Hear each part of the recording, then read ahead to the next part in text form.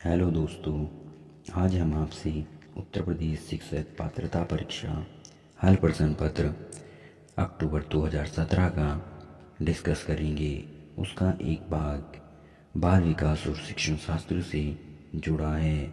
इसका पहला क्वेश्चन है, सीखने की वह अवधि जब सीखने की प्रक्रिया में कोई उन्नति नहीं होती तो उसे सीखने का पठार कहते हैं। क्वेश्चन नंबर 2 है, सामान्य संयुक्त कोशिका में गुणसूत्र के जोड़े होते हैं। सामान्य गुणसूत्र कोशिका में गुणसूत्र के 23 जोड़े होते हैं। गुणसूत्र को इंग्लिश में क्रोमोसोम्स कहते हैं। क्रोमोसोम्स को याद रखना इसलिए ज़रूरी है क्योंकि कभी कभी गुणसूत्र नहीं सीधे क्रोमोसोम्स ही देता है। क्वेश्चन नंबर 3 की तरफ चलते हैं। तो क्वेश्चन नंबर 3 कहता है, बुद्धिलब्धि निकालने का सूत्र है। बुद्धिलब्धि निकालने का सूत्र है वास्तविक आयु के ऊपर मानसिक आय या मानसिक आय अपॉन वास्तविक आयु इंटू 100। ये सूत्र विलियम स्टर्न और अल्फ्रेड बिने ने दिया था। मानसिक आयु अपनी आयु से अधिक के कार्य करने को कहते हैं। क्वेश्चन नंबर 4 की तरफ चलते हैं। तो क्रिया प्रसूत अनुबंध सिद्धांत का प्रतिपादन किसने किया? क्रिया प्रसूत अनुबंध सिद्धांत का प्रतिपादन BF स्किनर ने किया। BF स्किनर ने ये प्रयोग एक चूहे पर किया और बताया कि पाठ्यक्रम को सरल बनाने के लिए हमें उसे छोटे छोटे टुकड़ों में बांट देना चाहिए, जिससे अधिगम प्रभावी और शीघ्र हो जाता है। क्वेश्चन नंबर 5 की तरफ चलते हैं। सीखने के प्रयास व भूल के सिद्धांत का प्रतिपादन किसने किया? सीखने के प्रयास व भूल के सिद्धांत का प्रतिपादन थॉर्नडाइक ने किया। उन्होंने ये प्रयोग बिल्ली पर किया और बताया कि बिल्ली बार बार प्रयास करने के बाद मछली के टुकड़े को प्राप्त कर लेती है। अतः मानव अधिगम के प्रयास एवं सिद्धांत को बार बार गलती कर सकता है, लेकिन अंततः वह उसे प्राप्त कर ही लेगा। क्वेश्चन नंबर 6 की तरफ चलते हैं। तो क्वेश्चन नंबर 6, कोहर निम्नलिखित में से किससे संबंधित हैं? कोहर निम्नलिखित में से अधिगम के सिद्धांत से जुड़े हुए हैं। कोहर ने अंतर्दृष्टि या सूझबूझ के सिद्धांत दिए, सीखने के सिद्धांत से जुड़े हैं। कोहर ने सुल्तान नामक चिंपैंजी पर अपने अधिगम के सिद्धांत दिए हैं। बुद्धि के तरल क्रिस्टलीय प्रतिमान के प्रतिपादक कौन हैं? क्रिस्टलीय प्रतिमान के प्रतिपादक कौन हैं? ये हैं BR कैटल। BR कैटल ने बताया कि क्रिस्टलाइन भी एक प्रकार की सामान्य योग्यता है जो अनुभव मतलब एक्सपीरियंस और अधिगम अनुभव मतलब सीखने के जो एक्सपीरियंस हैं उन पर आधारित होती है। क्वेश्चन नंबर 8 की तरफ चलते हैं। तो निम्नलिखित में से कौन सा अधिगम के पठार का कारण नहीं है? जिसमें नहीं दिया होता है ऐसे क्वेश्चन बहुत ज़्यादा कंफ्यूजिंग होते हैं और इन्हें बहुत ज़्यादा ध्यान से पढ़ने की ज़रूरत होती है। पठार के अधिगम का कारण नहीं है। तो पठार के अधिगम का कारण इनमें विद्यालय का सहयोग नहीं है। वैसे आपकी जानकारी के लिए आपको पता होना चाहिए कि अधिगम के पठार के कारण में ज्ञान की सीमा होती है, उत्साह या प्रेरणा की सीमा होती है, शारीरिक क्रिया की सीमा होती है, कार्य की जटिलता आदि होते हैं।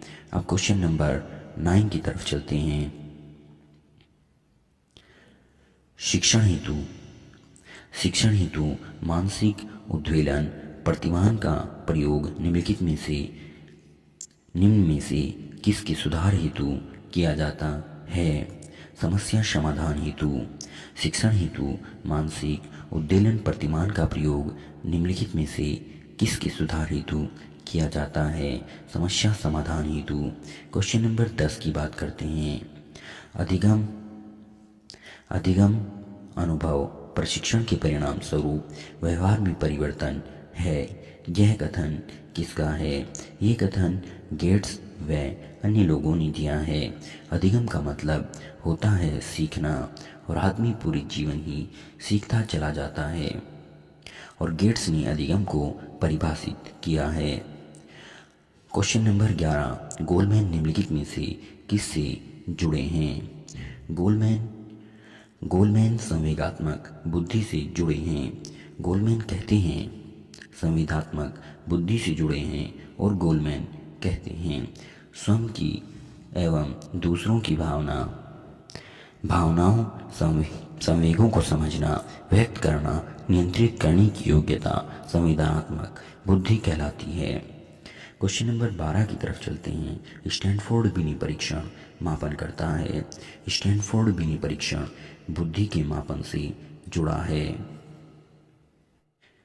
क्वेश्चन नंबर 13, निम्नलिखित में से कौन शेष से भिन्न है? मतलब 3 इनमें से एक समान होंगे और एक भिन्न होगा, वही आपसे पूछा है।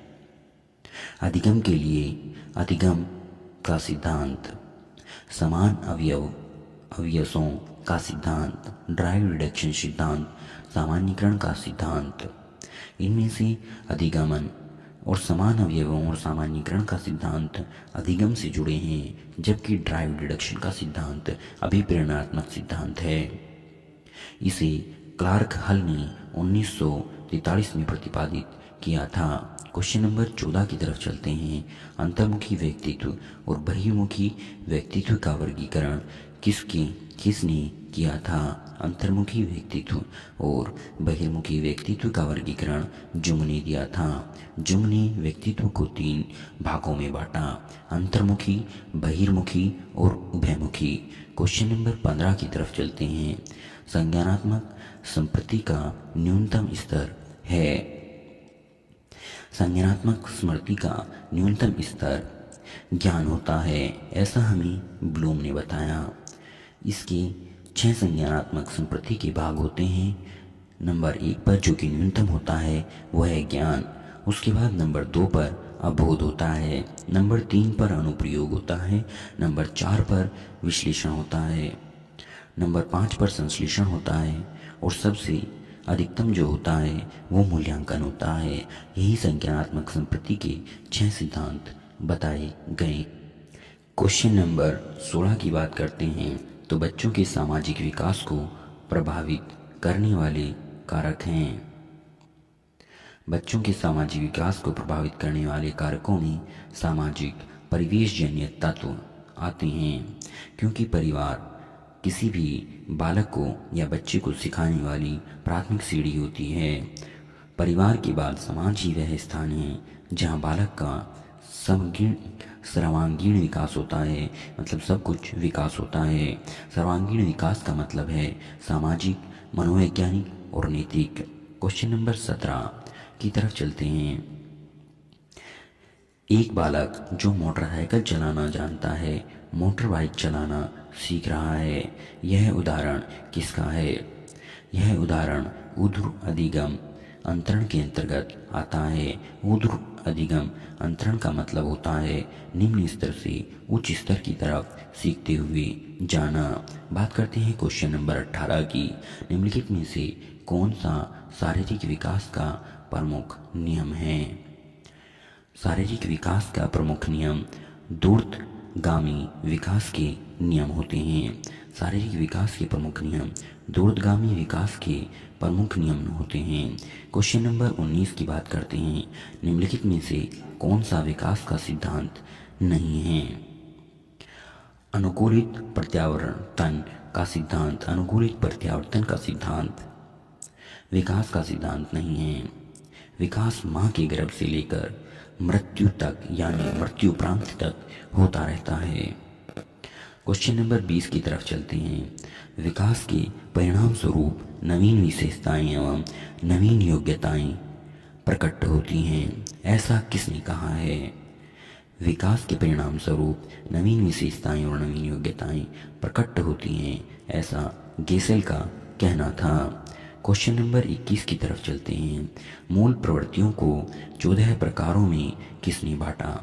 मूल प्रवृत्तियों को 14 प्रकारों में मैकडूगल मैकडोगल ने विभाजित किया और मैकडोगल ने बताया कि संवेग से जुड़ी हुई होती हैं। ये 14 प्रकृतियाँ जो हैं ये संवेग से जुड़ी हुई होती हैं और इनमें भय, प्रेम, ईर्ष्या, घृणा आदि आती हैं। क्वेश्चन नंबर 22 की तरफ चलते हैं। किसी दूसरी वस्तु की अपेक्षा एक वस्तु की चेतना का केंद्रीकरण अवधान है। यह कथन किसका है? यह कथन रॉस का है। क्वेश्चन नंबर 30 की तरफ चलते हैं।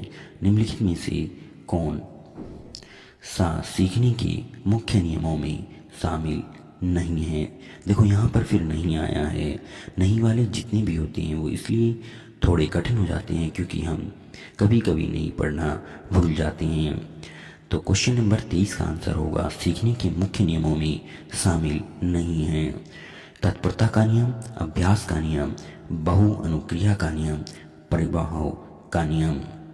तो सीखने के जो मुख्य नियम हैं उनमें शामिल नहीं होता बहु अनुक्रिया का नियम।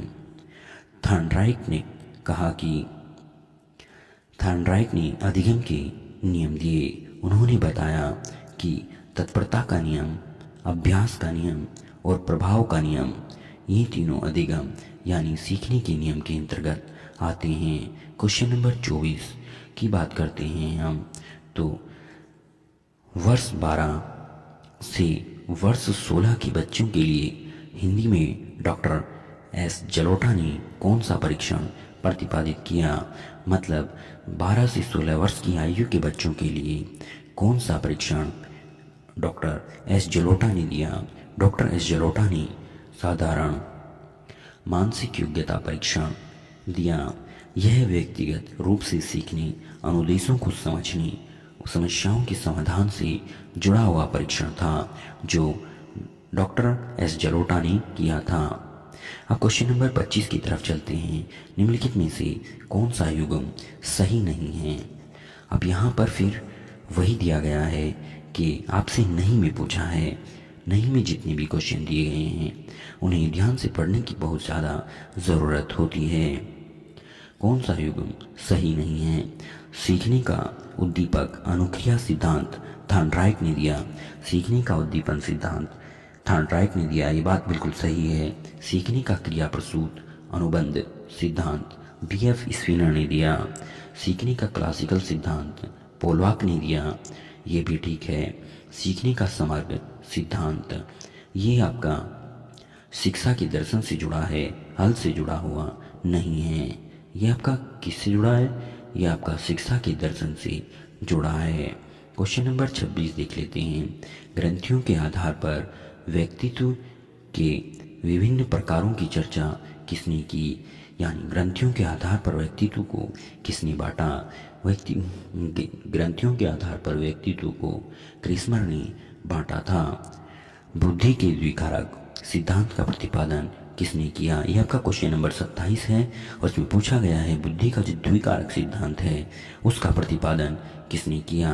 बुद्धि के द्विकारक सिद्धांत का प्रतिपादन स्पीयरमैन ने किया।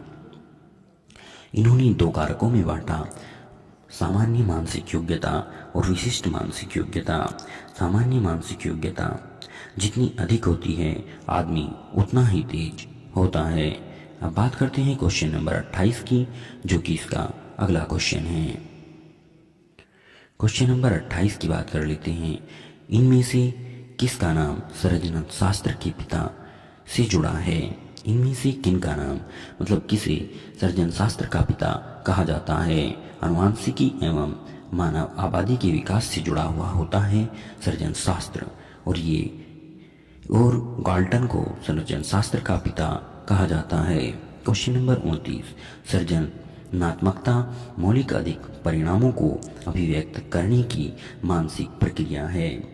यह कथन क्रो एंड क्रो का है। यह कथन क्रो एंड क्रो का है। बात करते हैं क्वेश्चन नंबर 30 की, विद्रोह की भावना की प्रवृत्ति। विद्रोह की भावना की प्रवृत्ति निम्नलिखित में से किस अवस्था से जुड़ी है। मतलब विद्रोह की भावना सबसे ज़्यादा किस अवस्था में होती है? तो इसका आंसर होगा मध्य किशोरावस्था में, क्योंकि मध्य किशोरावस्था में आदमी सबसे ज़्यादा विद्रोह की भावना से जुड़ा होता है। और मध्य किशोरावस्था की अवधि 13 साल से लेकर 15 साल तक होती है। दोस्तों, आज के लिए इतना ही। Thank you. हेलो दोस्तों, अब हम भाग 2 हिंदी को डिस्कस करने जा रहे हैं। इससे पहले हम इसी पेपर का यानी 2017 के पेपर का बाल विकास और शिक्षण शास्त्र डिस्कस कर चुके हैं। अब हम बात करते हैं हिंदी की। दोस्तों, हमारे चैनल दिलबाग स्टडी पॉइंट को सब्सक्राइब करें, लाइक करें और अपने सुझाव हमें कमेंट में दें। चलिए अब क्वेश्चंस की बात करते हैं। क्वेश्चन नंबर 31 दिया गया है। निमिष का पर्यायवाची शब्द है। निमिष का पर्यायवाची शब्द क्षण होता है, इसीलिए ऑप्शन डी सही आंसर होगा।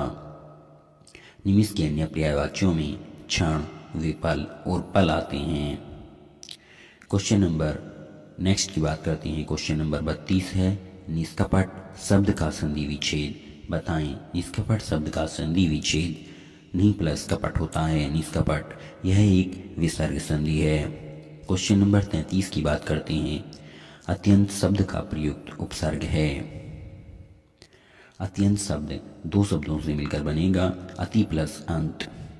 उपसर्ग ऐसे शब्द होते हैं जो किसी भी शब्द के पहले लगकर उसका अर्थ बदल देते हैं।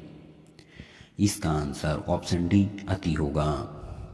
क्वेश्चन नंबर 34 की बात करते हैं। क्वेश्चन नंबर 34 है। मुझसे उठा नहीं गया वाक्य में कौन सा वाक्य है? कृतवाच्य, क्रमवाच्य, भाववाच्य। तो इसमें भाववाच्य होगा, क्योंकि भाववाच्य भाव की प्रधानता का बोध कराता है और यह अकर्मक क्रिया से बना हुआ वाक्य होता है। क्वेश्चन नंबर 35 की बात करते हैं। निम्नलिखित में से किस शब्द का वर्तनी सही है? कभी कभी यहाँ पर गलत वर्तनी पूछता है आपसे, लेकिन इस क्वेश्चन में सही वर्तनी पूछा है। अनुग्रहित। अनुग्रहित का सही वर्तनी अनुग्रहित होता है। ये जो नीचे है ये री की आवाज़ देता है। क्वेश्चन नंबर 36 की बात करते हैं। उपत्यका का अर्थ है। उपत्यका का अर्थ पर्वत के पास की भूमि होती है, इसीलिए इसका सही आंसर ऑप्शन डी होगा। पर्वत के पास की भूमि उपत्यका कहलाती है। Question number 37। जिसकी पूर्व से कोई आशा न हो, मतलब जिसकी पहले से कोई भी आशा न हो, उसे अप्रत्याशित कहा जाता है। अब बाकी के बचे हुए ऑप्शन को भी देख लेते हैं। प्रत्याशा, किसी से कुछ आशा लगने को प्रत्याशा कहते हैं। जिसे मापा नहीं जा सकता उसे अपरिमेय कहा जाता है, और जिसे बुलाया न गया हो उसे अनाहूत कहते हैं। बात करते हैं नेक्स्ट क्वेश्चन की। नेक्स्ट क्वेश्चन है ऑप्शन 38। अपेक्षा का विशेषण क्या है? अपेक्षा का विशेषण, अपेक्षा का विशेषण रूप क्या है? अपेक्षा का विशेषण रूप अपेक्षित होता है, और अपेक्षित का अर्थ होता है आवश्यक या चाहा हुआ। बात करते हैं विशेषण की।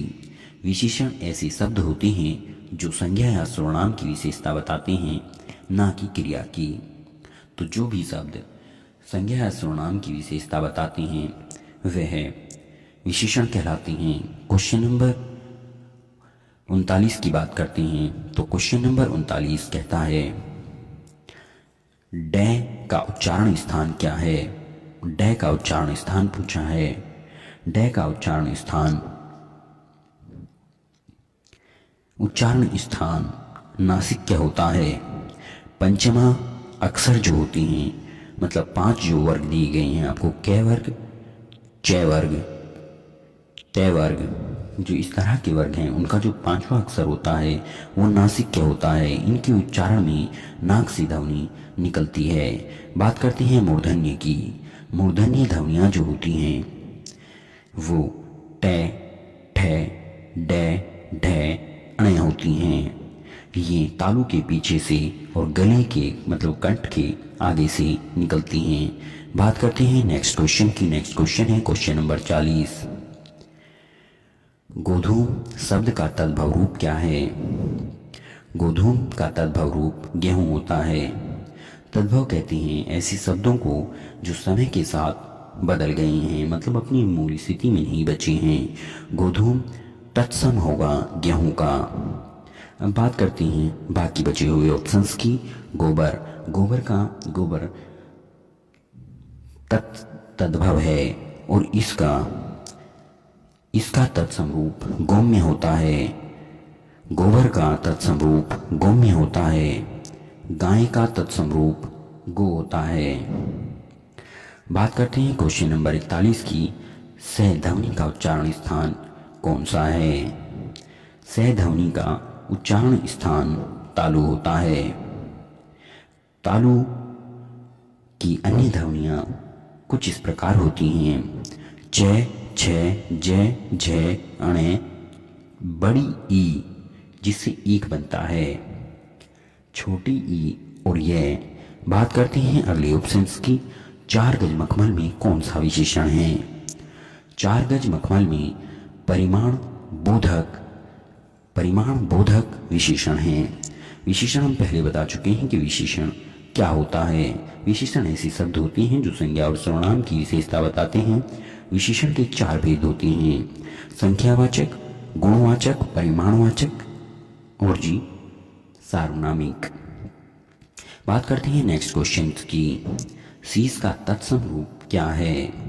शीश का तत्सम रूप सिर होता है। शीश का तत्सम रूप सिर होता है। बात करते हैं नेक्स्ट क्वेश्चंस की। अगला क्वेश्चन है हमारा, निम्नलिखित में से किस देश में हिंदी भाषा का प्रयोग लिखने एवं बोलने के लिए किया जाता है? हिंदी भाषा का प्रयोग लिखने और बोलने के लिए किया जाता है। ऐसा देश है मॉरिशस। मॉरिशस के अलावा भी हिंदी भाषा फिजी, सूरीनाम, त्रिनिदाद और म्यांमार में बोली जाती है। ऑस्ट्रेलिया में इंग्लिश बोली जाती है। पाकिस्तान में उर्दू बोली जाती है। बात करते हैं चौराहे की। चौराहा शब्द का समास है। चौराहे शब्द में द्विगु समास है, क्योंकि द्विगु समास वही होता है जहां पर पहला जो शब्द है वो संख्यावाची होता है। क्रमधारय में पहला जो होता है वो विशेषण होता है और दूसरा विशेष्य होता है।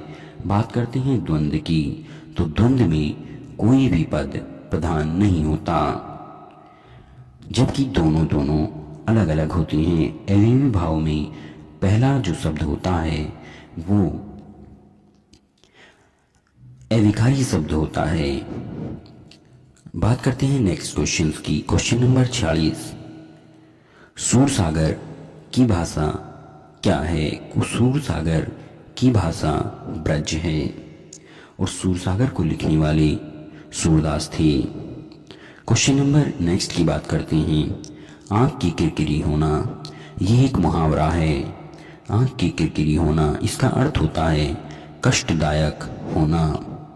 मुहावरा अरबी भाषा का शब्द है। क्वेश्चन नंबर 48 की बात करते हैं। निम्नलिखित में मौखिक अभिव्यक्ति का रूप है। मौखिक अभिव्यक्ति का रूप आशु भाषण होता है। इसके अलावा और जितनी भी हैं सुलेखन, शुद्धवर्तनी और श्रुतुलेख, ये सब के सब लिखित अभिव्यक्ति के उदाहरण हैं। बात करते हैं नेक्स्ट क्वेश्चंस की। वीरों का कैसा हो वसंत, यह कविता किसने लिखी है? वीरों का कैसा हो वसंत, इसे लिखने वाली आपकी सुभद्रा कुमारी चौहान हैं और ये वीर रस से परिपूर्ण कविता है। आप हमें कमेंट करके बताएंगे कि वीर रस का स्थायी भाव क्या होता है। क्वेश्चन नंबर 50 की बात कर लेते हैं। हिंदी भाषा में कितनी बोलियां हैं? तो हिंदी भाषा में 18 बोलियां हैं। लेकिन अगर वो आपसे क्वेश्चंस को इस तरह पूछता, हिंदी भाषा में कितनी उपभाषाएं हैं, तो आपका सही जवाब होता हिंदी भाषा में 5 उपभाषाएं हैं। ये दोनों वर्गीकरण डॉक्टर क्लियरसन के अनुसार दिए गए हैं। नेक्स्ट क्वेश्चन की बात करते हैं। निम्नलिखित में से कौन सी व्याकरण और वर्तनी की शुद्ध भाषा व्याकरण और वर्तनी की शुद्ध भाषा कहलाती है? व्याकरण और वर्तनी की शुद्ध भाषा मानक भाषा कहलाती है। नेक्स्ट क्वेश्चन की बात करते हैं। तो भारतेंदु युग में निकलने वाली पत्रिका है। भारतेंदु युग में निकलने वाली पत्रिका कविवचन सुधा और हिंदी प्रदीप हैं। कविवचन सुधा जो मैगजीन है या कविवचन सुधा जो पत्रिका है, ये भारतेंदु जी के द्वारा निकाली जाती थी और ये काशी से निकलती थी। और वहीं हम बात करते हैं हिंदी प्रदीप की, ये भी भारतेंदु युग की है, लेकिन ये बालकृष्ण भट्ट द्वारा इलाहाबाद से निकलती थी। इलाहाबाद से निकलती थी। बात करते हैं नेक्स्ट क्वेश्चंस की। नेक्स्ट क्वेश्चन है, निम्नलिखित में से कौन सा रासो आलाखंड आलाखंड के नाम से प्रसिद्ध है? इनमें से कौन सा खंड आलाखंड के नाम से प्रसिद्ध है? तो वो है परमाल रासो। परमाल रासो को लिखने वाले जगनीक हैं। ये सारे के सारे आदिकाल के ग्रंथ हैं, आदिकाल के ग्रंथ हैं और ये पूर्ण रूप से रासो साहित्य के अंतर्गत आते हैं। क्वेश्चन नंबर नेक्स्ट की बात करते हैं। तद्भव पत्रिका का के संपादक का नाम है, यानी तद्भव पत्रिका को संपादित कौन करता था? तद्भव पत्रिका को अखिलेश जी संपादित करते थे। ये उत्तर प्रदेश के सीएम अखिलेश जी नहीं हैं और ये लखनऊ से संपादित होती थी। कहाँ से होती थी? लखनऊ से संपादित होती थी। कभी कभी पूछ लेता है कि कहाँ से संपादित होती थी, तो आपको ये जानना भी जरूरी है। बात करते हैं क्वेश्चन नंबर नेक्स्ट की। 12 बरस लोगों कर जीवे अरु तेरह लो जिए सियार, यह पंक्ति किसकी है? तो यह पंक्ति भी आपकी रासो साहित्य की प्रमाल रासो के लेखक जगनीक की ही है और इसे प्रमाल रासो से ही लिया गया है। अब हम बात कर लेते हैं नीचे के। हेलो दोस्तों, हम डिस्कस कर रहे थे यूपी टेट का 2017 का पेपर, जिसमें हमने हिंदी और बाल विकास को डिस्कस कर लिया था। अगर आपने अभी तक वो नहीं देखे हैं तो आपको प्लेलिस्ट मिल जाएगी, उसमें जाकर आप देख सकते हैं। अब आप बात करते हैं भाग 4 की, जिसमें आपका गणित दिया गया है। अगर आपने अपने चैनल दिलबाग स्टडी पॉइंट को सब्सक्राइब नहीं किया है तो ज़रूर कर लें। आगे भी हम आपके लिए ऐसे ही प्रीवियस ईयर के एनालिसिस लेकर आते रहेंगे। तो बात करते हैं क्वेश्चन नंबर 91 की। किसी संख्या के 3/4 का 2/3 24 के बराबर है, तो उस संख्या का 1/4 क्या होगा?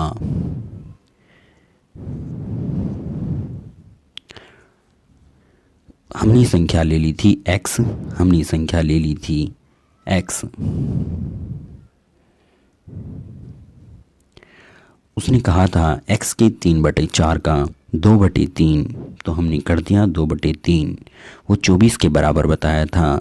फिर हमने 3 से 6, 2 से 3 दूनी 6, इस 6 से हमने इसे काट दिया 24 को, 6 चौक 24, ये 4 आ गया।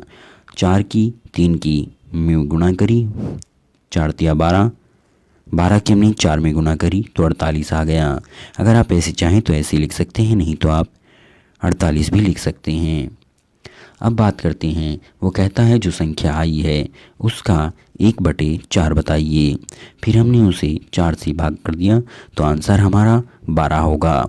अगर आपको कुछ भी देखना है तो आप वीडियो को रिवाइज करके वापस से देख सकते हैं। अब बात करते हैं हम क्वेश्चन नंबर 92 की।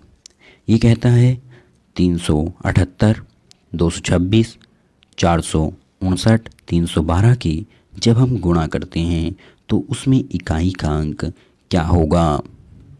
बात करते हैं हम सॉल्यूशन की। तो सॉल्यूशन में दिया गया है 378, 236, इन दोनों की हम केवल इसका 8 ले लेते हैं और इसका 6 ले लेते हैं। जब हम 8 और 6 की गुणा करते हैं तो हमें 48 प्राप्त होता है। और ये जो 459 और 312 दिया गया है, इसका 9 ले लेते हैं और इसका 2 ले लेते हैं। जब हम 9 की 2 में गुणा करते हैं तो 9 दूनी 18 बनता है। अब हम यहाँ से इसका भी 8 ले लेते हैं और इसका भी 8 ले लेते हैं और इन दोनों की मल्टीप्लाई करते हैं तो हमें यहाँ से 64 प्राप्त होता है। और 64 में इकाई का जो अंक होगा, 64 में जो इकाई का अंक होता है वो 4 बनता है। तो इसीलिए आपका ऑप्शन जिस ऑप्शन में 4 होगा वही आपका आंसर होगा। ऑप्शन नंबर डी सही होगा। बात करते हैं क्वेश्चन नंबर 93 की। यदि किसी वस्तु का क्रय मूल्य यानी सीपी उसके विक्रय मूल्य का 2/3/2 है तो वहाँ पर लाभ या हानि का प्रतिशत आपको बताना है। जहाँ पर क्रय मूल्य दिया होता है वहाँ पर आप सीपी मानेंगे, मतलब सीपी उसे इंग्लिश में कहते हैं क्रेडिट प्राइस और एसपी होता है सेलिंग प्राइस। क्वेश्चन में कहा गया था कि सीपी जो है वो एसपी का 3/2 है, तो हमने 3/2 कर लिया। यहाँ से जो एसपी है वो सीपी के नीचे आ जाएगा, इसीलिए सीपी अपॉन एसपी जो होगा वो बराबर होगा 3/2 के, और इन दोनों का जो अंतर होगा वो 1 बनेगा। आपको पता होना चाहिए कि लाभ और हानि जो भी हो वो हमेशा आपके सीपी पर निकलता है। अब यहाँ पर आपको हानि होगी। क्यों होगी हानि? क्योंकि आपने कोई भी वस्तु 3 रुपये में खरीदी थी और आपने उसे 2 रुपये में बेच दिया, तो यहाँ पर आपको 1 रुपये की हानि हुई। तो ये अंतर ऊपर आया। और आपको पता है कि लाभ या हानि हमेशा किस पर निकालते हैं? सीपी पर। तो सीपी रख दिया हमने नीचे। और हमने 100 की मल्टीप्लाई इसलिए की इसमें क्योंकि 100 की मल्टीप्लाई करने की ज़रूरत हमें इसलिए पड़ी क्योंकि हमें आंसर परसेंटेज में देना था। तो यहाँ पर जो आपका आंसर आया, जब हम 100 को 3 से भाग देते हैं तो हमें 33 सही 1/3 मिलता है। अब हम बात करते हैं आपके अगले क्वेश्चन की। अगला क्वेश्चन है, अगले क्वेश्चन में आपका कहा गया है 7 + 2√10 का वर्गमूल है। हम लोग जल्दी में वर्गमूल पढ़ना भूल जाते हैं, इसीलिए इसे बहुत ही ध्यान से पढ़ना होगा। अब हम बात करते हैं सॉल्यूशन की। तो इसका जो सॉल्यूशन है वो होगा, हमने वर्गमूल को, ये जो वर्गमूल है इसे पहले ही लगा लिया है क्योंकि बच्चे बाद में भूल जाते हैं। और ये जो 7 है इसे हमने 2 पार्टों में तोड़ लिया, 2 में और 5 में, और इसे हमने ऐसा का ऐसा ही रहने दिया। 2 + वर्गमूल 10।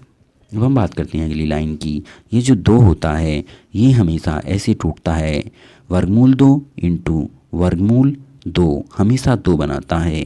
तो इसीलिए ये 2 जो होगा वो वर्गमूल 2 का वर्ग होगा, और 5 जो होगा वो वर्गमूल 5 का वर्ग होगा। ऐसा ही हमने यहाँ लिखा है और ये हमने ऐसा का ऐसे ही रहने दिया। अब आपने एक फॉर्मूला सुना होगा, फॉर्मूला है a + b का होल स्क्वायर, जो कि बराबर होता है a² + b² + 2ab। अब आपको यहाँ भी कुछ ऐसा ही दिखाई दिया होगा। इसे हम a मानते हैं, इसे हम b मानते हैं। तो यहाँ पर हमारे √2 और √5, √2 a हो गया और ये आपका b हो गया √2 5। इसके स्क्वायर से इसका वर्गमूल कैंसिल हो गया, तो आपका आंसर √2 + √5 हो गया। क्वेश्चन नंबर 95 की बात करते हैं तो दो संख्याओं का में से मतलब महत्तम समापवर्तक व लघुत्तम समापवर्तक क्रम से 12 तथा 72 है। यदि इन संख्याओं का योगफल 60 हो तो इनमें से एक संख्या क्या होगी। बात करते हैं सॉल्यूशन की। तो हमने पहली संख्या को x माना है और दूसरी संख्या को हमने y माना है। प्रश्न के अनुसार दिया गया है x प्लस वाई जो है वो 60 के बराबर है और प्रश्न में ही दिया गया है एलसीएम 72 है और एचसीएफ 12 है। आप लोग जानते होंगे कि एक फार्मूला होता है एलसीएम गुणा एचसीएफ बराबर होती है पहली संख्या और दूसरी संख्या के गुणनफल के। पहली संख्या x थी और दूसरी संख्या y। एलसीएम और एचसीएफ, एलसीएम 12 था और एचसीएफ 72 था, तो दोनों का गुणनफल आपका 72 गुणा 12 आ गया, जो कि बराबर होता है 3456 के, मतलब 3456 के। वहीं से अब दूसरा फॉर्मूला होता है x माइनस वाई का होल स्क्वायर बराबर x प्लस वाई का whole square minus 4x y. अब हमने x प्लस वाई की वैल्यू रखकर उसका स्क्वायर कर लिया और 4xy की वैल्यू को हमने यहाँ पुट कर दिया। इन दोनों को जब हमने माइनस किया तो हमें 144 प्राप्त हुआ। x माइनस वाई का होल स्क्वायर यहीं पर रखा, x माइनस वाई की हमें वैल्यू मिल गई जो कि 12 आई। और हम जानते हैं x प्लस वाई की जो वैल्यू थी वो हमारी 60 आई थी। जब हमें x की वैल्यू निकालनी होती है, मतलब बड़ी वैल्यू निकालनी होती है, तो हम दोनों वैल्यूओं को जोड़कर उनका आधा कर देते हैं तो हमें बड़ी वैल्यू मिल जाती है जो कि 36 थी। जब हमें छोटी वैल्यू निकालनी होती है तो हम उन दोनों को माइनस करके 60 और 12 में से माइनस करके, मतलब जो x प्लस वाई और x माइनस वाई की वैल्यू थी उनमें से माइनस करके उसे 2 से भाग दे देते हैं तो हमें छोटी वैल्यू मिल जाती है। बात करते हैं अगले क्वेश्चन की। आपको थोड़ा तेज लग रहा होगा, तेज इसलिए किया गया है क्योंकि टाइम लगता है मैथमेटिक्स में। नीचे सॉल्यूशन दिया गया है, आपको समझने में कोई भी दिक्कत हो तो आप कमेंट करके पूछ लीजिएगा, हम जवाब जरूर देंगे। अब बात करते हैं क्वेश्चन नंबर 96 की। किसी कमरे की चारों दीवारों का कुल क्षेत्रफल 660 मीटर स्क्वायर है तथा लंबाई और चौड़ाई की दुगनी है। लंबाई जो है वो 2b के बराबर है। यदि कमरे की ऊंचाई 11 मीटर है तो इसकी छत का क्षेत्रफल क्या होगा। बात करते हैं सॉल्यूशन की। तो कमरे की चारों दीवारों का क्षेत्रफल दिया गया था आपको 660, ऊंचाई दी गई थी 11 मीटर और लंबाई थी आपकी 2 गुणा चौड़ाई के। हमारे अनुसार जो क्षेत्रफल होता है वो होता है किसी भी कमरे का 2 गुणा लंबाई प्लस चौड़ाई का दुगुना गुणा उनकी ऊंचाई होती है। क्षेत्रफल हमें दिया गया था, हमने वैल्यू रख ली। हमने लंबाई की जगह पर 2 भी रख दिया क्योंकि हमें ऐसा दिया गया था। जब हमने इसमें इसकी मल्टीप्लाई की तो हमें यहाँ पर 6 मिला और यहाँ पर हमने ऊंचाई को रखा। जब हमने 11 × 66 से इस 66 को काटा तो हमें 10 मिला, तो b की वैल्यू हमारी 10 आ गई। और जो हमारी b थी उसका दुगना l था, तो हमने 2 में 10 की गुणा करी तो हमें 20 मिला। छत का जो क्षेत्रफल हुआ वो हुआ लंबाई गुणा चौड़ाई, मतलब 200 मीटर स्क्वायर। अब हम बात करते हैं अगले क्वेश्चन की। अगला क्वेश्चन कहता है सांख्यिकी के प्रशासन का विश्लेषण नामक विधि का मुख्य श्रेय किसे जाता है। सांख्यिकी के प्रसारण के विश्लेषण की जो विधि है उसका श्रेय किसे जाता है, तो उसका श्रेय जाता है फिशर को, RS फिशर को उसका श्रेय जाता है। बात करते हैं अगले क्वेश्चन की। अगला क्वेश्चन है किसी संख्या के 66% का 3/5वां भाग 36 है, तो वह संख्या क्या होगी। 66% का 3/5वां भाग 36 है, तो आपको संख्या बतानी है। हम बात करते हैं संख्या की, तो हम बात करते हैं सॉल्यूशन की इसके। तो इसका जो आंसर होता है वो इसका सॉल्यूशन नीचे दिया गया है। माना संख्या x है और x का 60% करने के लिए 60 से मल्टीप्लाई करके उसे हमने 100 से भाग दे लिया और उसका 3/5 करने के लिए कहा गया है। 3/5 करने के बाद उसका जो आंसर होता है वो 36 के बराबर आता है, ऐसा क्वेश्चन में दिया गया है। जब हमने इन्हें सोल्व किया मतलब काटपीट की तो वहाँ पर 100 प्राप्त हुआ। बात करते हैं अगले क्वेश्चन की, जो कि क्वेश्चन नंबर 99 है। एक शिक्षक ने ब्लैक बोर्ड पर लिखा 29 × 4 ज्ञात करने को लिखा। एक विद्यार्थी ने अपनी अभ्यास पुस्तिका में इसे 27 × 4 उतारा तथा हल कुछ इस प्रकार दिया। कुछ इस प्रकार उसने हल उतारा। विद्यार्थी ने उसे 29 × 4 करना था, लेकिन उसने 27 × 4 करके ऊपर 2 लिखा। तो इसीलिए शिक्षक को विद्यार्थी को 0 अंक देने चाहिए। उस विद्यार्थी को कक्षा में सतर्क रहने को कहकर 0 अंक देने चाहिए। उस विद्यार्थी को 5 अंक में से 2 अंक देने चाहिए। यह कारण जानने का प्रयास करना चाहिए कि विद्यार्थी ने प्रश्न गलत क्यों उतारा और उसे सही प्रक्रिया के लिए पूरे 5 अंक देने चाहिए। तो इसका आंसर आपका डी होगा, क्योंकि विद्यार्थी ने पूरा क्वेश्चन सही उतारा है और टीचर को चाहिए कि वो उसका मूल्यांकन करे कि उसने ऐसा क्यों किया है। हम बात करते हैं नेक्स्ट क्वेश्चन की, जो कि हमारा 100 है। यहाँ पर इसने पूछा है पाई एक कैसी संख्या है। तो आपको पता होना चाहिए पाई एक अपरिमेय संख्या है, क्योंकि पाई के नंबर रिपीट नहीं होते।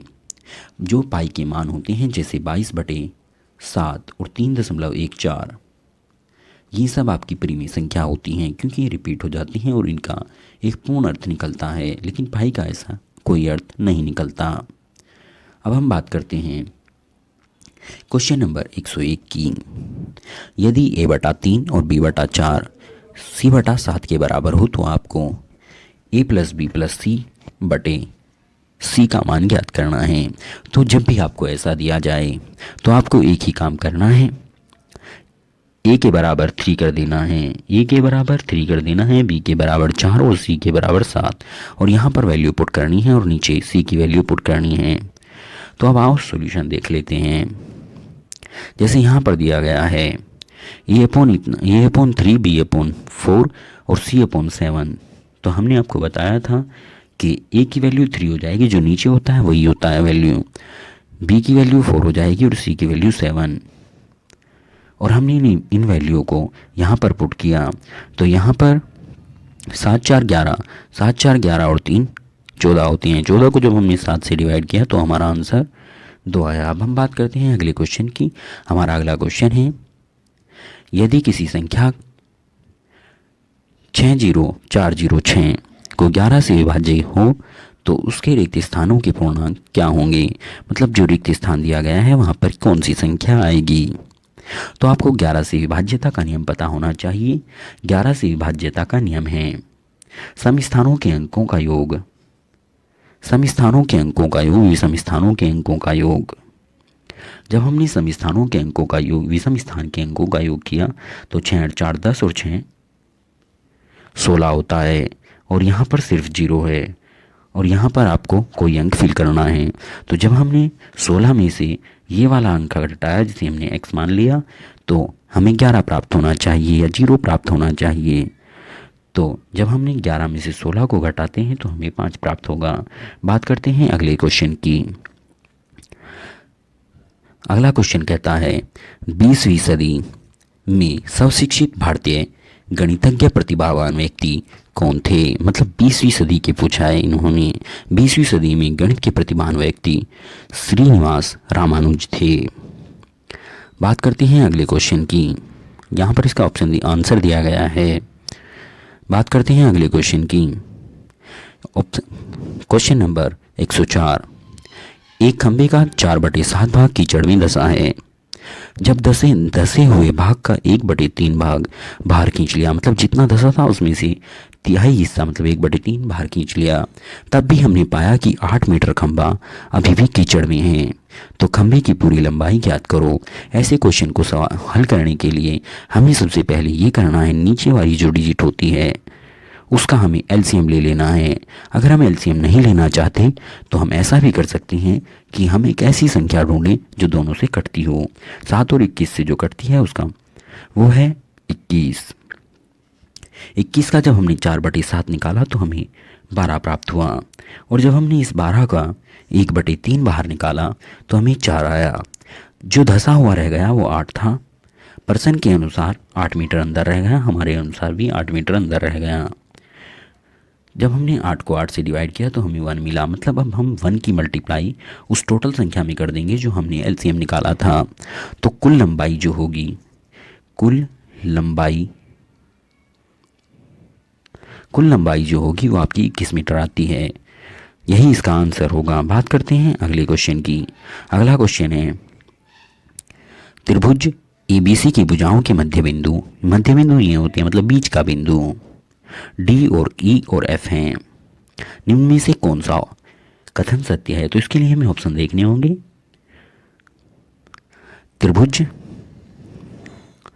त्रिभुज डी एफ का क्षेत्रफल एबीसी के बराबर है। ऐसा नहीं हो सकता क्योंकि वो बड़ा है वो छोटा है, तो ये तो पहले ही गलत हो गया। ऐसे सवालों को हम ऑप्शन से ही करना चाहिए। त्रिभुज डी एफ का क्षेत्रफल 1/2 त्रिभुज एबीसी का क्षेत्रफल, ये भी नहीं होगा।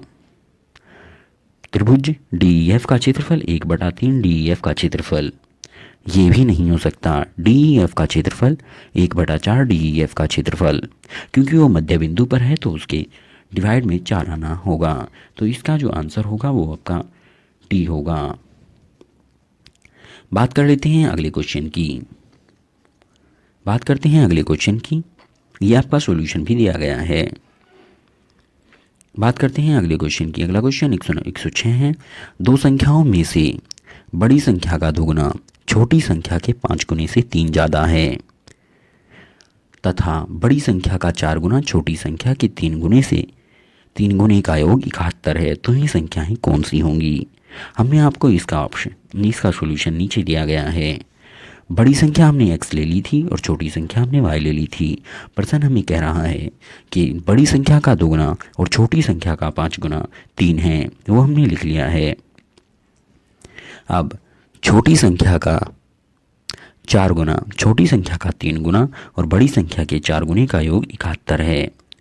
अब हम जब इन दोनों समीकरणों को हल करते हैं, जैसे हम इसमें 2 की मल्टीप्लाई कर 2 की गुणा करके यहाँ पर 2 के बराबर 4 को बना लेंगे। जब हम इसे घटाएंगे तो ये कट जाएंगी और यहाँ से हमारी जो y की वैल्यू आएगी,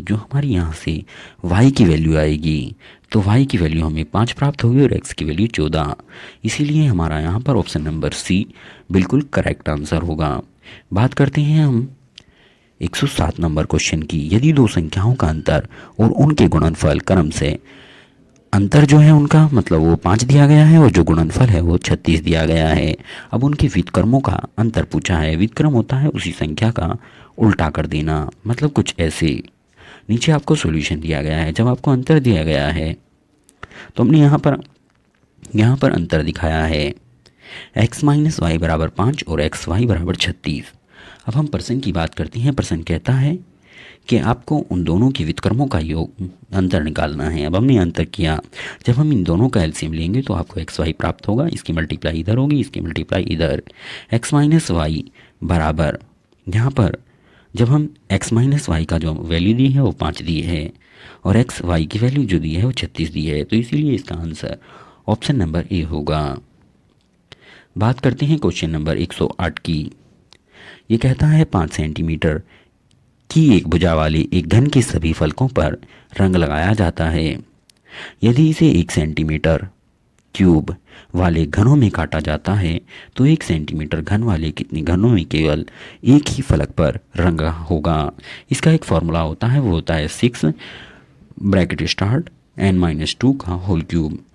वैसे तो आप इसे कॉन्सेप्ट से भी निकाल सकते हैं, लेकिन कॉन्सेप्ट आपको सीखने होंगे, उसके लिए आपको थोड़ा टाइम लगेगा। घनों की संख्या जो होगी वो 6 n-2 का होल स्क्वायर होती है। n की वैल्यू आपको 5 दी है, मतलब बड़े घन की भुजा। जब हमने 5 में से 2 घटाया तो आपका 3 बचता है। 3 का क्यूब, 3 का स्क्वायर जो है वो 9 होता है। जब हमने 6 और 9 की मल्टीप्लाई की तो हमें 54 प्राप्त हुआ। अब बात करते हैं अगले क्वेश्चन की। क्वेश्चन नंबर 9, ये आपका समय काम का क्वेश्चन है। बात करते हैं हम ए और बी किसी काम को 12 दिन में कर सकते हैं, बी और सी उसी काम को 15 में, सी और ए उसी काम को 20 दिन में कर सकते हैं, तो ए अकेला उस काम को कितने दिन में पूरा करेगा। ऐसे सवाल बहुत आसान होते हैं, बस आपको थोड़ा ध्यान देने की ज़रूरत है। ए और बी किसी काम को 12 दिन में करते हैं, बी और सी किसी काम को 15 दिन में करते हैं। ऐसा ही क्वेश्चन में दिया गया है। सी और ए उसी काम को 20 दिन में करते हैं, तो इन तीनों को मिलाकर हम एक ऐसी संख्या चुनते हैं जो इन तीनों से कट जाए, या फिर इनका एलसीएम ले लेते हैं।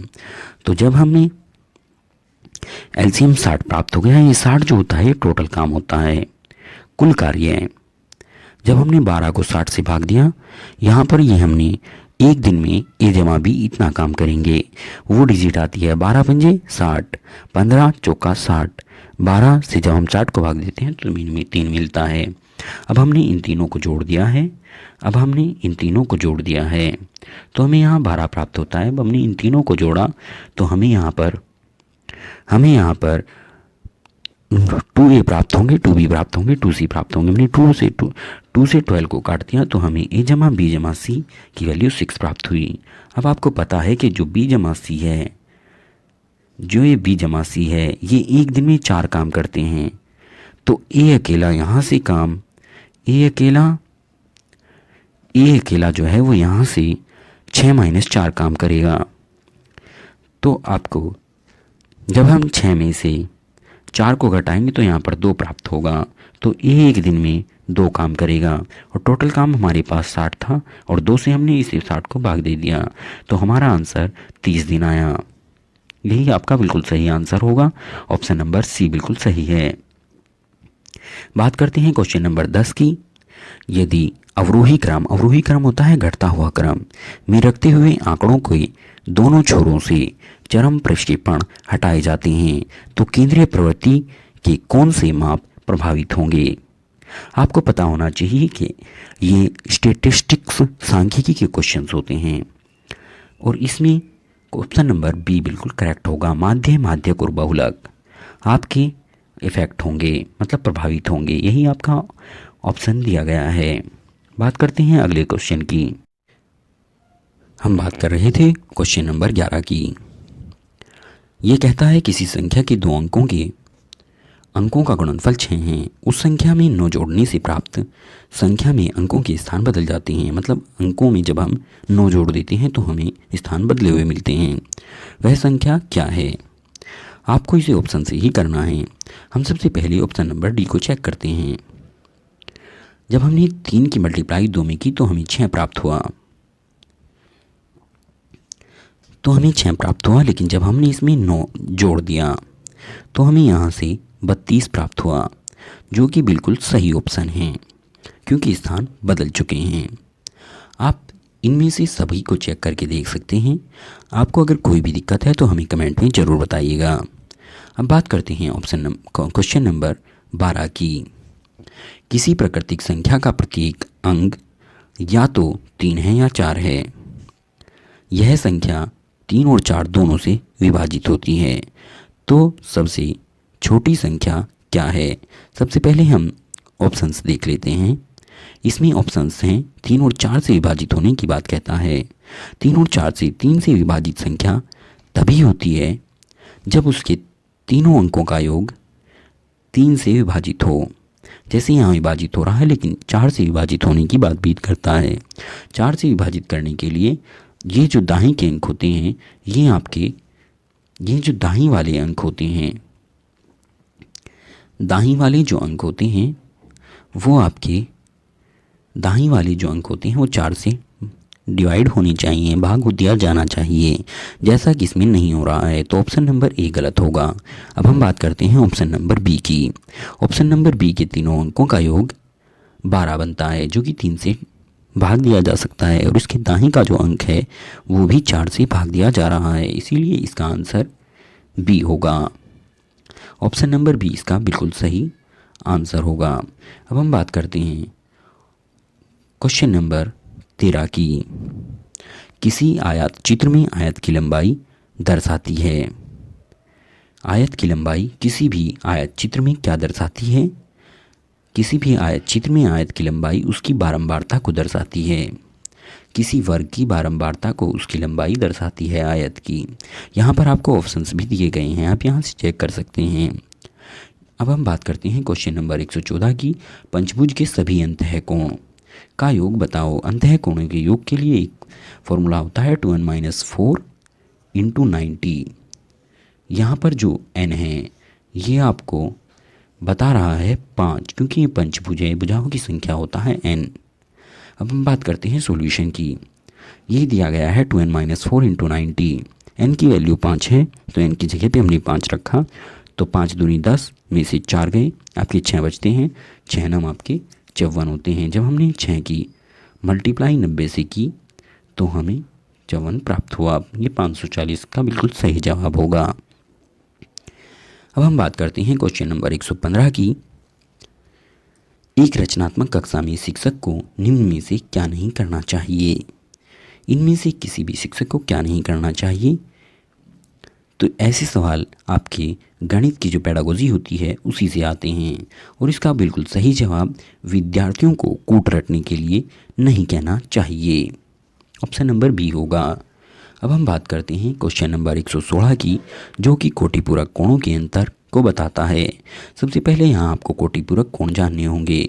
ऐसे दो कोण जिनका योग 90 के बराबर हो कोटिपूरक कहलाते हैं। आपको सबसे आसान तरीका ऐसे क्वेश्चंस को सोल्व करने के लिए जो ऑप्शन दिए गए हैं उनके बीच का अंतर और कोटिपूरक कोण 90 होना चाहिए। बी का नहीं हुआ तो ये गलत हो गया। ए का भी नहीं हो रहा है तो ये भी गलत हो गया। इसमें आपका सी ऑप्शन बिल्कुल सही होगा, क्योंकि जब हम देखते हैं कि इन दोनों का जो अंतर है वो आपका 40 बन रहा है और इन दोनों का जो योग है वो 90 बन रहा है, तो इसीलिए ऑप्शन सी बिल्कुल सही जवाब होगा। बात करते हैं क्वेश्चन नंबर 117 की।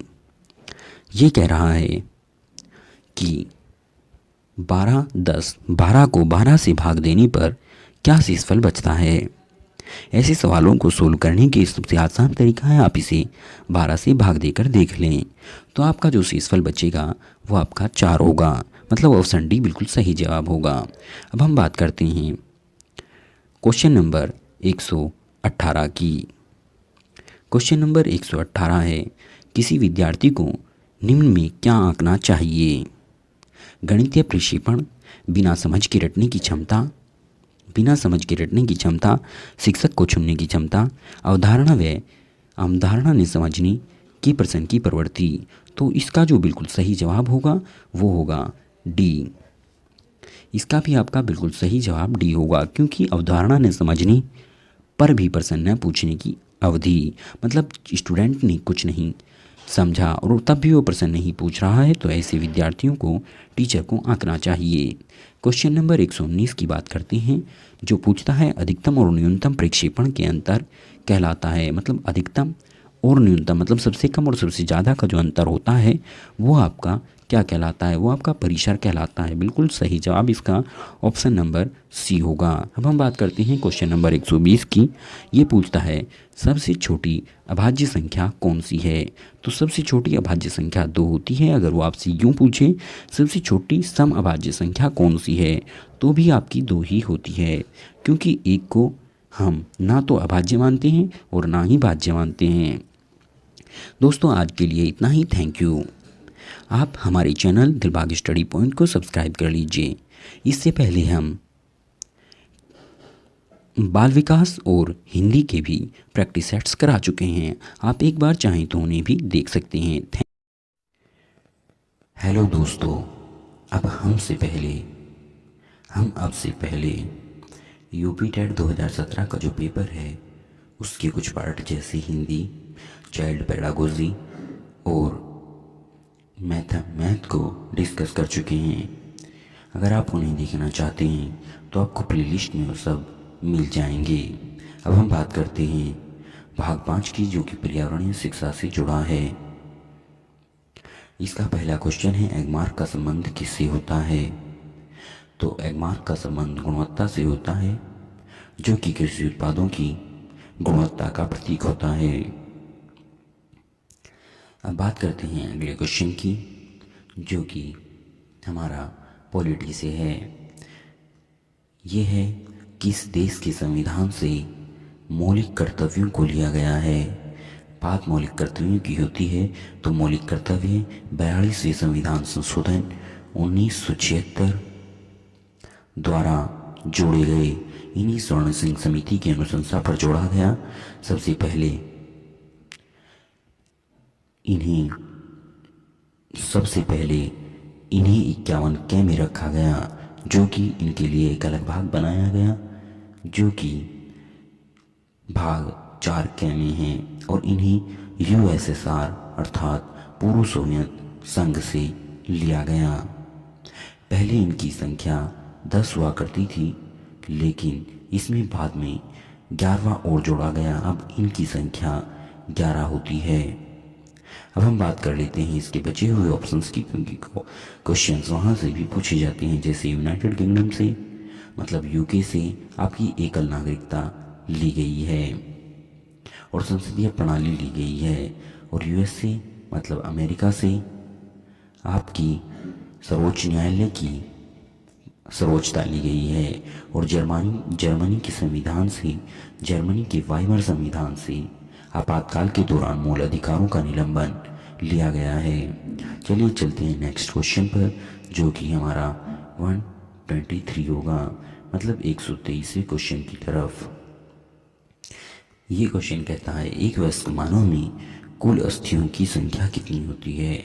वयस्क मानव में कुल अस्थियों की संख्या 206 होती है, लेकिन जन्म के समय बच्चे में कुल अस्थियों की संख्या 300 होती है, जो धीरे धीरे जुड़ने के बाद वयस्कता तक 206 बचती है। अगले क्वेश्चन की बात करते हैं, जो कि 124वां है। आर्सेनिक द्वारा जल प्रदूषण सबसे ज़्यादा कहाँ पर है। आर्सेनिक द्वारा जल प्रदूषण सबसे ज़्यादा पश्चिमी बंगाल में है, उसके बाद दूसरे नंबर पर बिहार आता है, और तीसरे नंबर पर यूपी, और चौथे नंबर पर झारखंड आता है। अगर पानी में आर्सेनिक की मात्रा ज़्यादा होती है तो त्वचा का फटना, त्वचा का कैंसर, ऐसे रोग होने स्टार्ट हो जाते हैं, और इसमें फेफड़े और मूत्राशय से जुड़े हुए रोग भी होते हैं। अगले क्वेश्चन की बात करते हैं, जो कि है, ध्रुव तारा कहा जाता है। ध्रुव तारा हमेशा उत्तर दिशा की ओर दिखाई देता है। उत्तर दिशा की ओर दिखाई देने वाले तारे को हम उत्तरी ध्रुव तारा कहते हैं, जिससे हमारी पृथ्वी के उत्तरी ध्रुव का अनुमान लगाया जाता है। बात करते हैं अगले क्वेश्चन की, जो कि 126 है। ग्रीन पीस इंटरनेशनल का मुख्यालय कहाँ पर है। ग्रीन पीस इंटरनेशनल का मुख्यालय नीदरलैंड के एम्स्टर्डम में है, जिसकी स्थापना 1961 में हुई थी। बात करते हैं अगले क्वेश्चन की, वन्यजीव सुरक्षा अधिनियम। वन्यजीव सुरक्षा अधिनियम कब लाया गया। वन्यजीव सुरक्षा अधिनियम 1972 में लाया गया। आप हमें कमेंट करके बताएंगे कि पर्यावरण अधिनियम कब लाया गया, और जिसे अम्ब्रेला अधिनियम भी कहते हैं। बात करते हैं अगले क्वेश्चन की, भारत में प्रोजेक्ट टाइगर कब शुरू हुआ। प्रोजेक्ट टाइगर भारत में 1973 में 9 अप्रैल को शुरू किया गया। बात करते हैं अगले क्वेश्चन की, प्रकाश संश्लेषण के प्रकाशीय चरण के दौरान डैश डैश डैश का ऑक्सीकरण एवं डैश का अपचयन होता है। तो आपको पता होना चाहिए, प्रकाश संश्लेषण के प्रकाशीय चरण के दौरान, मतलब जब प्रकाश संश्लेषण होता है तो जल का ऑक्सीकरण और NADP का उपचयन होता है। अगले क्वेश्चन की बात करते हैं, दूध से दही बनने की प्रक्रिया को क्या कहते हैं। मतलब दूध से जब दही बनता है तो उस क्रिया को क्या कहते हैं। उस क्रिया को हम किण्वन कहते हैं। लैक्टोबैसिलस जीवाणु के कारण ही दूध दही बनता है। बात करते हैं अगले क्वेश्चन की, फूलों की घाटी अवस्थित है। फूलों की घाटी उत्तराखंड में स्थित है। फूलों की घाटी उत्तराखंड में स्थित है। यहाँ पर 500 से अधिक फूलों की किस्में पाई जाती हैं। बात करते हैं अगले क्वेश्चन की, जो कि 132वां है। यहाँ पर पूछा है एलपीजी के संदर्भ में क्या सत्य नहीं है। यहाँ पर नहीं पर गौर करना इसलिए है क्योंकि कभी कभी हम जब प्रेशर में होते हैं, जब एग्ज़ाम दे रहे होते हैं, तो नहीं को पढ़ना भूल जाते हैं, जिससे हमारा क्वेश्चन गलत हो जाता है। और जब भी नहीं पूछे तो आपको चारों ऑप्शन पढ़ने बहुत ही ज़रूरी होते हैं।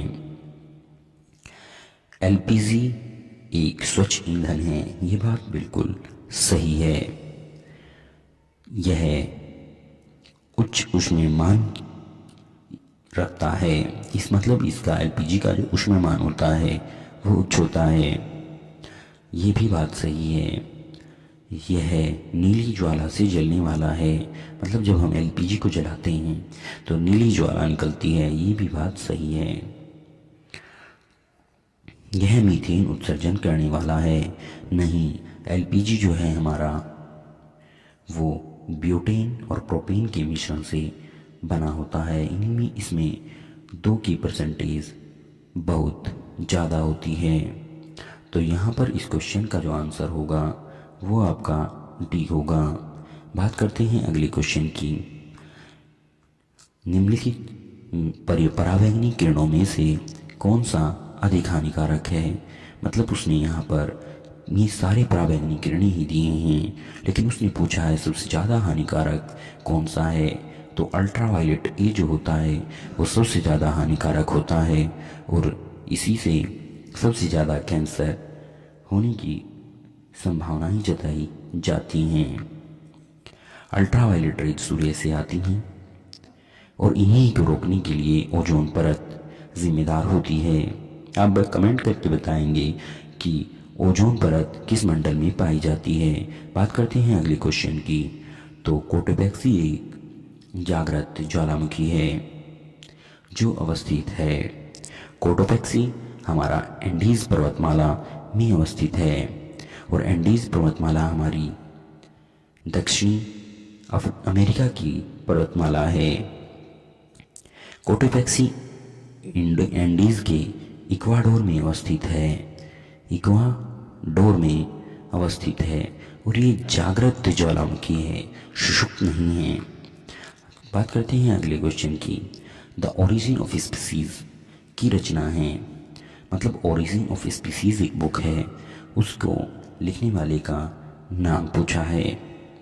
तो origin of species doctor Charles Darwin ने लिखी है, जिसमें प्रजातियों की उत्पत्ति के बारे में बताया गया है। बात करते हैं नेक्स्ट क्वेश्चन की। तो हमारा नेक्स्ट क्वेश्चन है, निम्नलिखित में से कौन सा जैवमंडल का अजैविक घटक नहीं है। अजैविक घटक की बात पूछी है और वो भी पूछा है कि अजैविक घटक नहीं है। तो अजैविक घटक हमारा कवक नहीं होगा, ये हमारा जैविक घटक होता है, अजैविक घटक नहीं होता। बात करते हैं नेक्स्ट क्वेश्चन की। तिब्बत में सांगपो नदी भारत में किस नाम से जानी जाती है। जिसे तिब्बत में सांगपो कहते हैं उसे भारत में ब्रह्मपुत्रा कहते हैं। ब्रह्मपुत्रा की लंबाई टोटल 2900 किलोमीटर है, लेकिन भारत में कम है, इसीलिए यह भारत की सबसे लंबी नदी नहीं है। इसे बांग्लादेश में मेघना कहा जाता है, मेघना कहा जाता है और ये आपकी मानसरोवर झील से निकलती है। मानसरोवर झील आपकी तिब्बत में है। बात करते हैं नेक्स्ट क्वेश्चन की। मकर रेखा है, मतलब मकर रेखा किसे कहते हैं। तो आपको पता होना चाहिए, हमारे ग्लोब में जो 0 डिग्री अक्षांश है उसे भूमध्य रेखा और नॉर्थ की तरफ चलने पर 23.5 डिग्री पर जो है उसे कर्क रेखा, जो भारत के लगभग मध्य से गुजरती है, और जो साउथ की तरफ है 23.5 डिग्री पर उसे मकर रेखा कहते हैं। तो मकर रेखा जो है वो आपकी 23.5 डिग्री साउथ है। ये ऑप्शन बिल्कुल सही होगा। बात करते हैं अगले क्वेश्चन की। तो अगला क्वेश्चन है गिर शेर परियोजना है, मतलब गिर नेशनल पार्क कहाँ पर है। तो गिर नेशनल पार्क आपका गुजरात में है, जिसे एशियाई शेरों के घर के लिए जाना जाता है। बात करते हैं नेक्स्ट क्वेश्चन की। घास भूमि क्षेत्र में क्षेत्र के परितंत्र की खाद्य श्रृंखला में सबसे उच्च स्थान के उपभोक्ता होते हैं। सबसे उच्च स्थान के जो उपभोक्ता होते हैं वो आपके मांसाहारी होते हैं, और सबसे निम्न स्थान के जो उपभोक्ता होते हैं वो आपके शाकाहारी होते हैं। बात करते हैं नेक्स्ट क्वेश्चन की। अंतर्राष्ट्रीय न्यायालय का मुख्यालय अवस्थित है। अंतर्राष्ट्रीय न्यायालय का मुख्यालय हेग में अवस्थित है। इसमें 15 न्यायाधीश होते हैं, जिनका कार्यकाल 9 वर्ष का होता है। 9 वर्ष का होता है। इसमें भारत की तरफ से दलबीर भंडारी जी न्यायमूर्ति हैं, जो कि काम कर रहे हैं। बात करते हैं अगले क्वेश्चन की। WWF से क्या आशय है। WWF होता है world wide life fund. World life fund की स्थापना 1961 में की गई थी, और इसका मुख्यालय भी आपसे कई बार पूछा गया है, तो ये भी इम्पोर्टेंट हो जाता है, जो कि इसका हेडक्वार्टर जो है, मतलब मुख्यालय, वो आपका ग्लैंड में है, और ग्लैंड आपका स्विट्जरलैंड में है। बात करते हैं अगले क्वेश्चन की। वायुमंडल का प्रमुख स्तर है जो पृथ्वी तल के नज़दीक है। पृथ्वी तल के नज़दीक जो है वो आपका क्षोभ मंडल है। क्षोभ मंडल के ऊपर समताप मंडल मिलता है, जहाँ पर आपकी ओजोन परत पाई जाती है। बात करते हैं नेक्स्ट क्वेश्चन की। संविधान सभा ने राष्ट्रगान को कब अपनाया। राष्ट्रगान को अपनाने की बात कर रही पूछी है, तो राष्ट्रगान को संविधान सभा ने 24 जनवरी 1950 को अपनाया। लेकिन एडिशनल फैक्ट के तौर पर आपको जानना जरूरी है, राष्ट्रगान सबसे पहले 1911 के कांग्रेस अधिवेशन में गाया गया था। बात करते हैं नेक्स्ट क्वेश्चन की। गंगा नदी कहाँ से निकलती है। गंगा नदी गंगोत्री ग्लेशियर से निकलती है, और गंगा नदी की कुल लंबाई 25 है। और गंगा नदी यूपी में सबसे पहले बिजनौर जिले में एंटर करती है। बात करते हैं अगले क्वेश्चन की। राष्ट्रीय सुरक्षा परिषद में कितने स्थायी सदस्य हैं। राष्ट्रीय सुरक्षा परिषद में टोटल 5 स्थायी सदस्य हैं, जिसमें एक है फ्रांस, दूसरा है रशिया, तीसरा है चाइना, चौथा है अमेरिका, और पांचवा है ब्रिटेन। ये राष्ट्रीय सुरक्षा परिषद के 5 स्थायी सदस्य हैं। बात करते हैं नेक्स्ट क्वेश्चन की। पुष्कर मेला कहाँ पर आयोजित किया जाता है। तो पुष्कर मेला राजस्थान के अजमेर में आयोजित किया जाता है। ये पुष्कर झील के समीप लगता है। बात करते हैं नेक्स्ट क्वेश्चन की। आपका नेक्स्ट क्वेश्चन है, भारत में निम्नलिखित में से कौन सी एजेंसी मुख्य रूप से प्रदूषण की मापने से संबंधित है। तो इनमें जो प्रदूषण नापने के लिए जिम्मेदार होती है वो है केंद्रीय प्रदूषण नियंत्रण बोर्ड। इसके 5 अपनी क्षेत्रीय कार्यालय भी हैं। नेशनल ग्रीन ट्रिब्यूनल 2010 में स्थापना हुई थी। केंद्रीय जल आयोग नदियों से संबंधित जल आयोग है, जो कि नदियों के जल बंटवारे से जुड़ा है। और ये मतलब केंद्रीय जल आयोग ये प्रिडिक्ट करता है, ये संभावनाएं दर्शाता है कि बाढ़ आने वाली है या नहीं। बात करते हैं नेक्स्ट क्वेश्चन की। तो आपका अगला क्वेश्चन है, सरिस्का राष्ट्रीय उद्यान कहाँ पर है। तो सरिस्का राष्ट्रीय उद्यान राजस्थान के अलवर जिले में है, जो बंदरों के झुंड के लिए प्रसिद्ध है। सरिस्का में सबसे ज़्यादा बंदरों के झुंड मिलेंगे। बात करते हैं नेक्स्ट क्वेश्चन की, जो कि आपका है और ये आपका आखिरी सवाल भी है। पारिस्थितिकी तंत्र में ऊर्जा का प्रमुख स्रोत क्या है? मतलब आप पूरे के पूरे पारिस्थितिकी तंत्र को ऊर्जा कहाँ से मिलती है? तो पूरे के पूरे पारिस्थितिकी तंत्र को सूर्य ही ऊर्जा देता है। आप अब तक देख रहे थे दिलबाग स्टडी पॉइंट। हमारे चैनल को सब्सक्राइब करें और अपने दोस्तों के साथ में ज़रूर शेयर करें। Thank you.